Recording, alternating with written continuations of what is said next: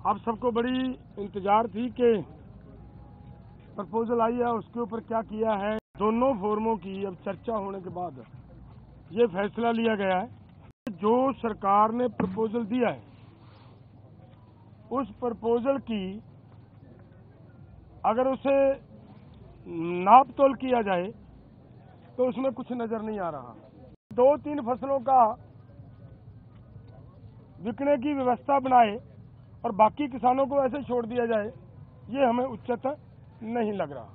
देश का किसान इसी तरह लूटता जा रहे तो वो हमें स्वीकार नहीं है। आप सबको बड़ी इंतजार थी कि प्रपोजल आई है उसके ऊपर क्या किया है, क्या उसके बारे में कुछ तरह के विचार चल रहे थे।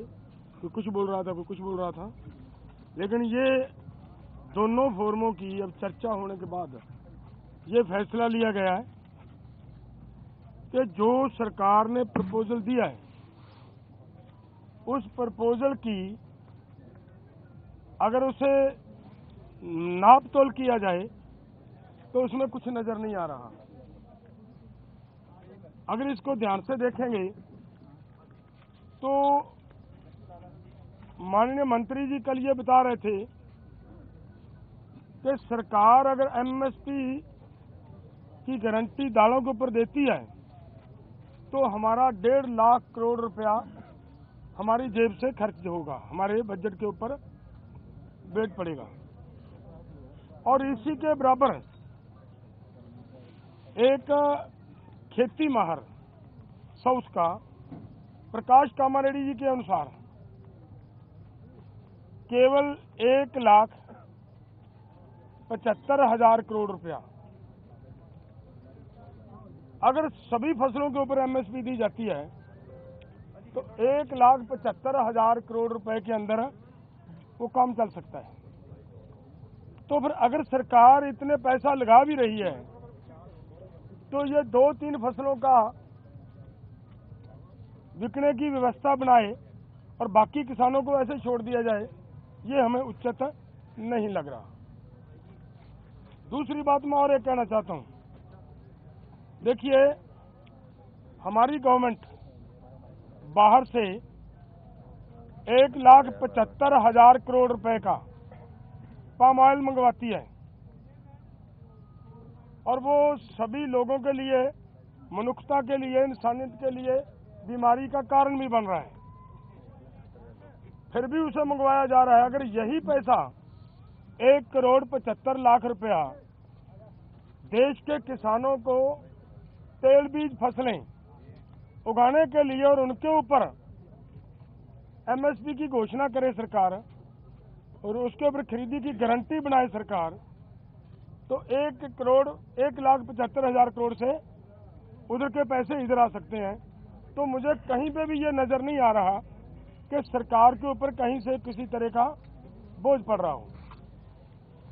अगली बात मैं ये कहना चाहता हूं कि जो मैंने कहा कि इसे अगर ध्यान से देखेंगे, स्टडी करेंगे तो इसमें कुछ नजर नहीं आ रहा। उन्होंने ये कहा कि उन लोगों को, उन किसानों को हम दालों के ऊपर और क्रॉप्स के ऊपर जो हमने 6 क्रॉप्स लिए हैं 5, उनके ऊपर हम खरीदी की गारंटी करेंगे जो डाइवर्सिफिकेशन कर दूसरी क्रॉप्स को छोड़ेंगे। और मेरा इसमें कहने का मतलब है ये उन्हीं को देंगे जिन्होंने धान को छोड़कर मूंग को लगाया होगा। अगर जिन्होंने धान को छोड़कर मूंग को नहीं लगाया, अपने आप नेचुरल मूंग की बिजाई कर रहा है, उसकी खरीदी नहीं होगी। तो इसलिए इन सभी बातों से ये निकल कर आता है कि इसमें से कुछ किसानों को लाभ होने वाला नहीं है। हमारी मांग है कि पूरे देश के किसानों की 23 फसलों के ऊपर हमारी सरकार एमएसपी अनाउंस करती है। जो 23 फसलों के ऊपर एमएसपी की अनाउंसमेंट होती है वो इन्हीं के ही सीएसीपी की सिफारिशों के ऊपर होती है। और जब वो देती है सरकार हमें सीएसीपी के अनुसार एमएसपी का मतलब होता है मिनिमम सपोर्ट प्राइस को और गहनता से उसकी पड़चोल करोगे तो उसका मतलब ये होता है कि कम से कम आपको जिंदा रखने के लिए, आपको स्टैंड रखने के लिए एक सपोर्ट दी जा रही है।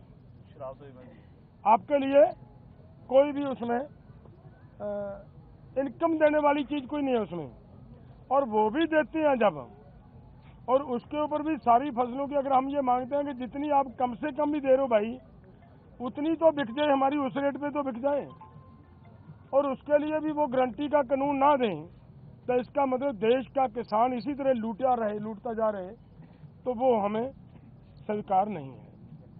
इसलिए इन सभी तथ्यों के हिसाब से हम दोनों फोरमों ने आज बैठकर चर्चा करने के बाद ये फैसला लिया है कि ये जो प्रपोजल आई है, ये प्रपोजल किसानों के पक्ष की नहीं है, किसानों के हित की नहीं है, और इसके अनुसार हम इस प्रपोजल को रद्द करते हैं।